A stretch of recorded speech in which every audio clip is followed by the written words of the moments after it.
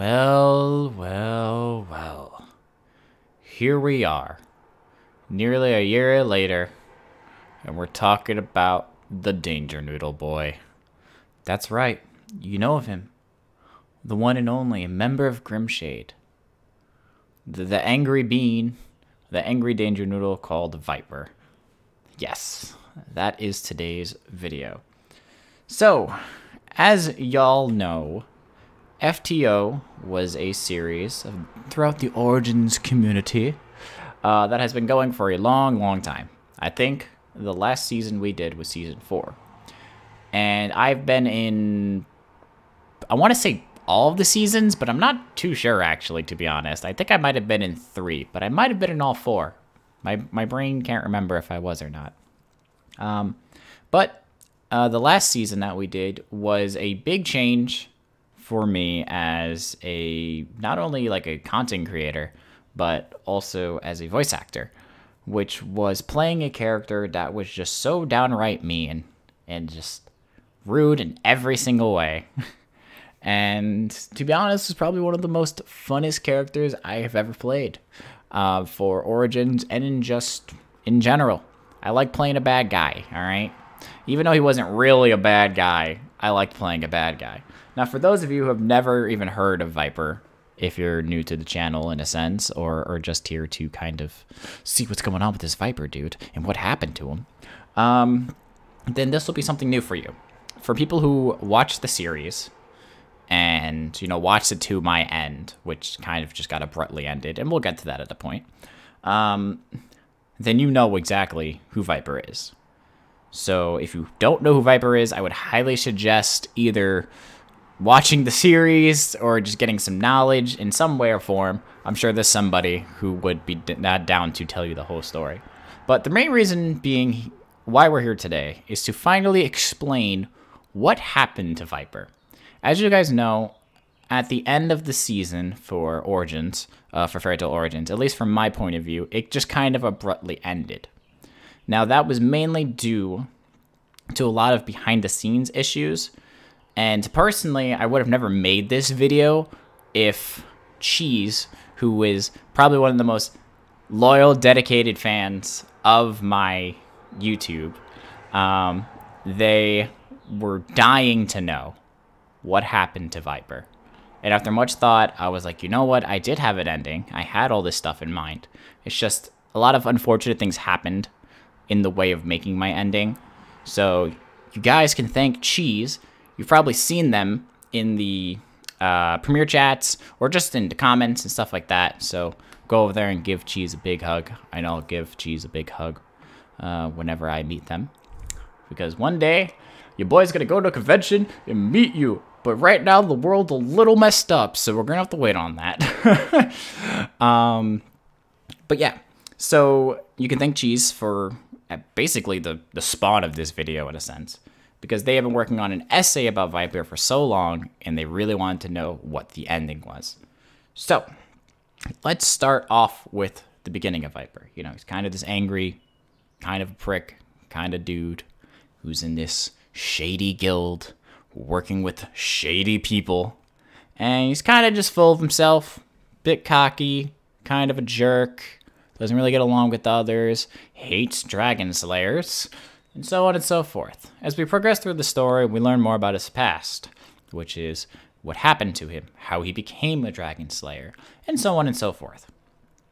We learn that there is 2 different Richies and 2 different Brandons, I'm pretty sure. Like I said, it's been a while, so I have to try to remember everything. Which one is good and one is evil. And the evil ones ended up ruining Viper's life. So as we got towards the ending of my series, in a sense, we were at a point where we were ready to basically start a war. My character had turned evil because of all the past crap that has happened to him. Even though he was very on the fence about it, he did turn evil to basically try and get revenge. And revenge is what motivated him. Think of him as Sasuke going after Itachi. It was that type of dedication, and which is what I mainly based the Viper's character around, was Sasuke from Naruto. You know, or at least his story, in a sense. You know, he just wanted revenge. It was just so, his revenge was so built up that he would do anything to get revenge. Like, he would break friendships. He would go through family to get revenge, even though he had no family left. But in a sense, that's what he would have done. He would have done anything he could to try and get that revenge that he wanted so desperately. So as you guys know, in case you watched Richie's point of view, there is a scene at the end of his series, or at least around the end of his series. I don't know which episode it was, and so on and so forth. But there is a scene that I recorded with him that I never got to post because of what happened, which I'll explain in a second. But there is a scene where Viper finally kills the evil Richie. Now, the good Richie, don't mind my stomach, I'm a little hungry. Okay. The evil Richie was the one who killed his family, destroyed his village, so on and so forth. The good Richie wanted to keep him alive after defeating him, and Viper was like, nah, screw this guy, we're gonna kill him right now. And that's what ended up happening. Now, for those of you who didn't even know that happened, congratulations, you now know a little more information about Viper. But that wasn't the ending for Viper. No, there was much more in tail. Now, the reason why my ending for the series kind of got screwed over, in a sense, was no fault of my own and anybody else involved. It was just a lot of things happened all at the same time. So, people were working on school, you know, college came up, some people were just unavailable towards the end, which really screwed up my plot, and I don't have any anger or, you know, whatever towards anybody, because obviously I'm still doing Origins with all these same people, so obviously it's not that big of a deal. But it did kind of screw over my ending in a sense, which made me unable to finish. So I will attempt to explain what was supposed to happen. So here is the gist of the story. Here is the tea, alright? This is what was supposed to happen, which didn't happen. Prepare yourselves, because this is going to be a very interesting amount of information you're about to get. So, as we were reaching towards the climax of the series, as you guys know, I was no longer in Grimshade. I kind of hated them at this point. But at the same time, I also didn't hate them. You know, there was a few people there, like Patrick O'Connor / Alamos, who I was friends with, who then betrayed, obviously. We also have Bren, who I also betrayed. Now, as we were getting towards the end, and we had the big battle, as you know, Gramps, you know, was doing his evil things. Eden was doing his evil things. We got to a point where we were supposed to attack. I don't know if this happened because I didn't watch anybody else's endings, so correct me if I'm wrong in the comments. But my ending, how it was supposed to go, was as we did this big gigantic attack against all the guilds and, you know, all this other stuff, I was supposed to take on Grimshade by myself. No one helping me. It was going to be a 1v1 against the guild itself. I was supposed to fight basically everybody from the guild, in a sense. And first up was Bren. Now, me and Bren already were kind of iffy because I betrayed him. Even though he saw the good in me, he couldn't stand by, obviously. And we would get into a fight. So we would fight each other for a bit, you know, back and forth, kind of even powers for us. And what would eventually happen is, as a matchup of one last attack between each other, we would run at each other, swing, and then, as you know, in like samurai's fashion, when two people run at each other and slash, there's usually that pause, you know, there's like big pause. And then there's one person on one side, one person on the other side, and someone's about to fall. So, what was supposed to happen was there was supposed to be a pan up a Viper's face with his eyes slashed. Because as you guys know, Bren's weapon was claws. I had a scythe. So he was supposed to slash my eyes, and now Viper is blind. Because he can no longer see. Obviously, he still has his Dragon Slayer nose, but he's not used to not being blind. How is he supposed to know what's going on? He can only use his nose. So now he's at a disadvantage. Both of his eyes have been slashed. He's basically blind at this point. But Bren thinks he's won the battle, which was wrong, and Bren's arm was supposed to be cut off. Now, from there, we never really discussed what was going to happen, or at least from what I remember. But from there, it was supposed to be me taking on everybody else, which would have been Colin, Sika, Pat, and Michael. I don't think I'm missing anybody else. I hope not, because That's gonna it's gonna be some salt if I forgot anybody else from Grimshade. Because like I said, it's a lot of information I have to remember from basically a year ago that I'm now spewing out of my mouth. So for there, we're supposed to be versing everybody else, and there was no specifics as long as I remembered from what I wanted to do. It was just going to be kind of fighting. Viper slightly winning, but kind of getting destroyed because he can't see anymore, but he's just constantly fighting and not giving up. Like, he's going to fight until his last dying breath. After fighting for a long time, I believe Michael was supposed to finish the fight against me by using a spell that was supposed to encase me in like a box in a sense, and was then going to read my memories to then show me that, you know, evil Richie did the deed of murdering my family and not the good Richie. So now my brain remembers, oh my gosh, the good Brandon and the good Richie are actually the evil ones and vice versa. So now my character is distraught, he feels lied to, he doesn't know what's happening, and he just kind of gives up. Because now he's been fighting his friends for no reason, or at least what he thinks as friends at this point in time. So now he's kind of distraught, doesn't know what to do, he's defeated, loss of words, and begs for death. Now, at this point in the story, my character has caused so many issues that that seems like the only thing that he should get. He begs Michael, Pat, Bren, Sika, Colin for death. After basically obliging to it, everyone lines up their weapons and is ready to kill Viper. But the person he's been bullying all series, Colin, was going to come up and defend him.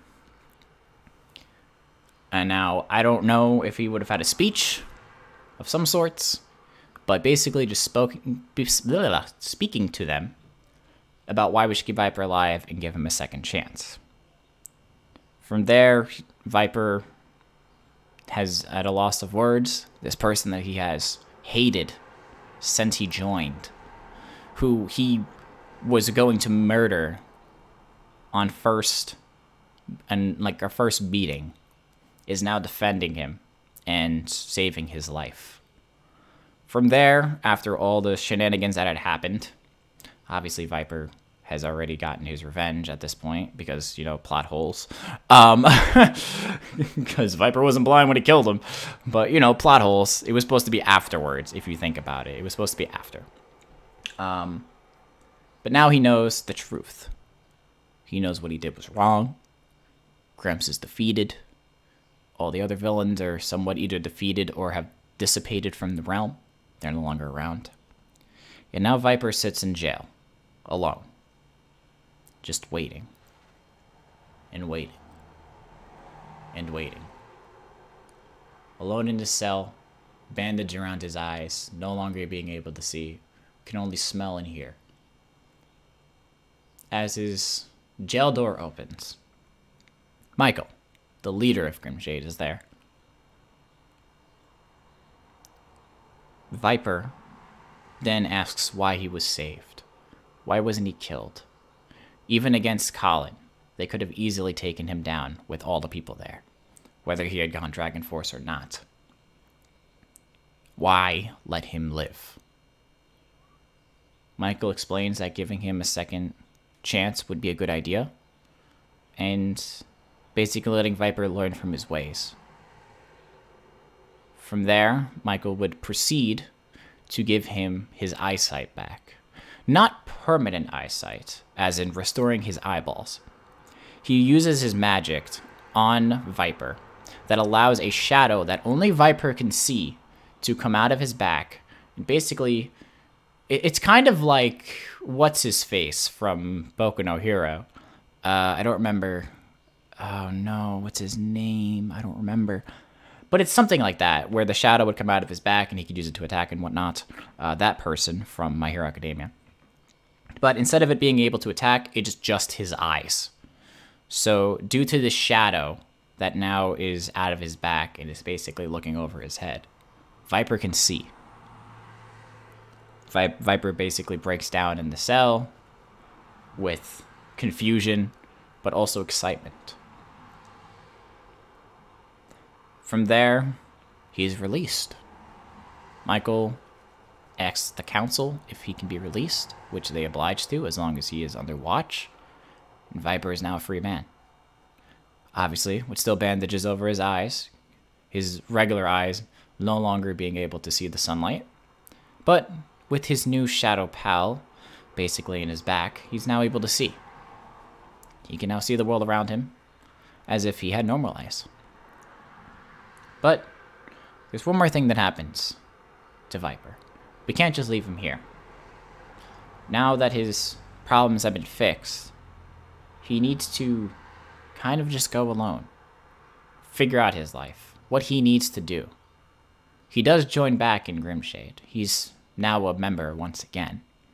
But he feels he can't go back to the guild because of all the issues he's caused. He feels like he has to go on a journey of self-learning. To learn about himself. Learn to use the powers that he was given. Not seeing it as a curse or something evil. But learning about his newfound magic that he hates so much. And trying to learn about it. Using it for good. So he's ready to go on this self-journey. Ready to disappear from the land for a while. And go on an adventure to learn more about himself. Learn about his powers just a bit more than usual. And learning how to control his dragon force. Learning how to use this curse as a gift, in a sense. Instead of hating it, he's going to learn to love it. But before he gets on the boat, before he leaves, one other character shows up. That character being Alamos. Alamos, or aka Pat, sees this as a grand opportunity to show his friend the world, or at least try to win back his friend that betrayed him. The confusion courses through Viper, but he gladly accepts Alamos joining him on his journey. But Alamos, being unpredictable and uncanny as he is, has different ideas. Instead of a journey, he decides to take Viper back to where Pat lives, or well, where he used to live. Meet Pat's family. Alamos felt this was a good idea, and Patrick O'Connor agrees with this idea. Pat hasn't seen his family in a long time, and he thought it would be a great way to introduce Viper to a different setting, seeing a family he never got a chance to really have. So, as the two look at each other and shake hands, they get on the boat. And they have a small discussion. You could hear laughs, serious discussions as well. The boat goes off into the distance. And that's the end for Viper. So, I hope you guys enjoyed this. It was pretty fun to kind of narrate, in a sense, what my idea was for Viper.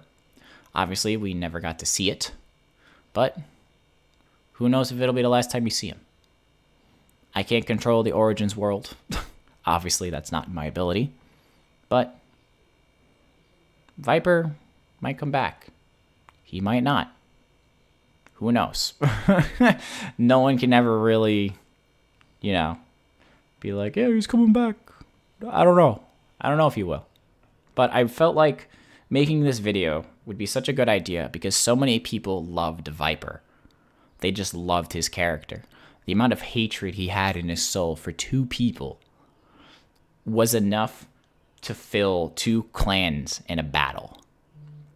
His rage was so high that anything that got in his way from revenge, he would throw away. And to see his character development throughout the series go from this evil, heartless bastard to learning about himself, in a sense, and learning that he does care about things and that he does have weaknesses, was a big shift from how he first started. Now, Cheese, I hope I did you justice. And hopefully you will continue your essay that I will one day hopefully read. But I hope everybody else also enjoyed this video. It was a little different than what I normally do, but I'm sure a lot of people are very curious about Viper and what his story was supposed to be. Now, like I said, obviously, this ending could change for me if I so felt. It's not, you know, given. But I think this would have been a pretty fitting way to end Viper's story. Or at least the season, in a sense. If you were to come back, cool. If not, you have your ending now. But I really hope you guys enjoyed this.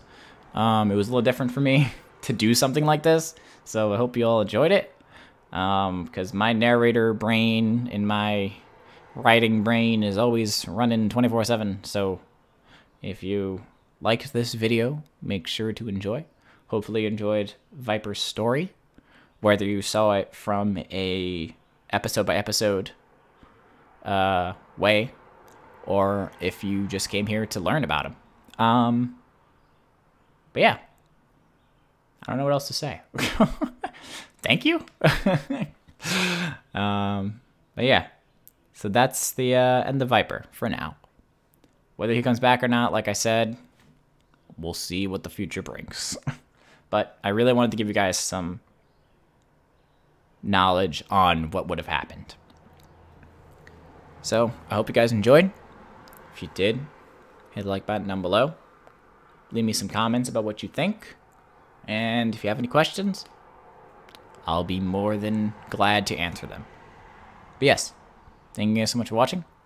This is CrazyMitch42 and Viper, and we're signing off. Bye!